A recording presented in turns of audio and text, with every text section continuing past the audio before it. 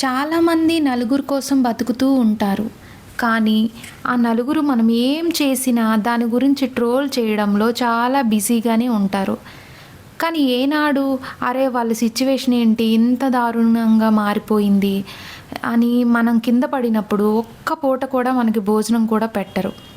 ఆ నలుగురు కోసం తెలియాలంటే అలాంటి వాళ్ళతో నీ గతం కోసమైనా, నీ బాధ్యత కోసమైనా, నీ బంధంలో ఉండే సమస్యల కోసం బహిరంగంగా చెప్పినా సరే, అయ్యో అవునా ఎంత కష్టం వచ్చింది అని చెప్పేసి అక్కడి నుంచి వెళ్ళిపోతారు.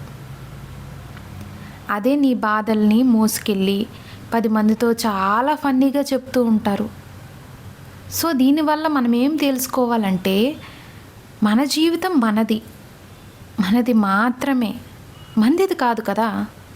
ఆ నలుగురు కోసం ఆలోచించి నువ్వు బతికే బతుకు ఎలాంటి బతుకైనా సరే ధైర్యంగా బతకలేకపోతున్నావు కదా. సో అదే బతుకు భయం లేకుండా బతుకు. ఆ నలుగురే రేపు నిన్ను చూసి చాలా ఈర్ష్యతో వాళ్ళ బతుకును కూడా చాలా బాధపడుతూ బతికేస్తుంటారు. ఎందుకంటే మనం బాగోలేకపోయినా పర్వాలేదు, ఎదుటి వాళ్ళు బాగుంటే చూడలేరు. కొంతమంది ఉంటారు, వాళ్ళు 24 గంటలు నలుగురు కోసం బతికేస్తేనే వాళ్ళ జీవితం అనుకొని సరిపెట్టుకుంటారు. ఎందుకంటే అవతల వాళ్ళు ఏ విధంగా ఆలోచిస్తారా అని వీళ్ళ తల పగిలేలా ఆలోచిస్తూ నడిపేస్తుంటారు లైఫ్ని. నేను దేనికోసం బతుకుతున్నాను? నా పిల్లల కోసమా, నా తల్లిదండ్రుల కోసమా, నా అక్క చెల్లెల కోసమా, నా అన్న తమ్ముల కోసమా, లేదా నేను ఎంతగానో ఇష్టపడే నా girl friend or boy friend వాళ్ళ కోసమా? నువ్వు దేనికోసం బతుకుతున్నావు? నువ్వు బతికే బతుకు ఎవరి కోసమైనా సరే అది నీకు నచ్చినట్టు, నీకు నచ్చి నువ్వు సంతోషంగా ఉండేలా చెయ్యాలి. అంతేకాని వీళ్ళకి ఈ పని నచ్చుతుందా లేదా, వాళ్ళు నన్ను ఈ విషయంలో ఏమనుకుంటారు, నేను వాళ్ళకి ఏ విధంగా ఎక్స్ప్లెయిన్ చెయ్యాలి, ఎలా మాట్లాడితే వాళ్ళు నన్ను మెచ్చుకుంటారు అని ప్రతి విషయంలో మనకి నచ్చే లేదంటే మనకేదో చిన్న చిన్న సంతోషాలను ఇచ్చేవి కూడా మంది కోసం మొహమాట పడి మనస్ఫూర్తిగా గట్టిగా బయటకు కూడా నవ్వరు చాలామంది. మీరు చాలా గమనిస్తే చాలామంది నవ్వటానికి కూడా చాలా ఇబ్బంది పడతారు. నేను గట్టిగా నవ్వినా లేదంటే నేను హ్యాపీగా ఉన్నా సరే వాళ్ళు చూస్తే ఏమనుకుంటారా అని. అవసరమా అని. ఒకవేళ నీ బతుకులో ఒక తప్పుడు దారిలోనే ఉన్నావనుకో, అసలు నువ్వు ఆ బతుకుని ఎందుకు ఎంచుకున్నావు? దానికి కారణం ఏంటి? నిన్ను అలా చెయ్యటానికి ప్రోత్సహించిన సిచ్యువేషన్స్ ఏంటి?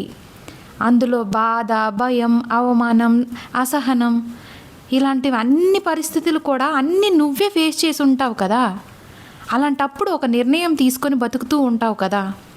అప్పుడు నువ్వైతే ఆయా సందర్భాల కోసం ఆలోచించాలి కానీ, అంతేకాని నీకు అక్కర్లేని, ఎందుకు ఉపయోగపడని, నీ దగ్గరికి అవసరానికి మాత్రమే మన దగ్గరికి వచ్చే వాళ్ళని, అవమానాన్ని మాత్రమే ఆయుధంలా ఉపయోగించే వాళ్ళ కోసం అవసరమా? నువ్వంత కూడా ఆలోచించక్కర్లేదు.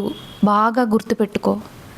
ఎందుకంటే ఇది నీ బతుకు, నీకు మాత్రమే తెలుసు ఎలా బ్రతకాలో అన్నది. ఓకేనా? మంది కోసం, ఆ నలుగురి కోసం ఆలోచించడం పక్కన పడేయి.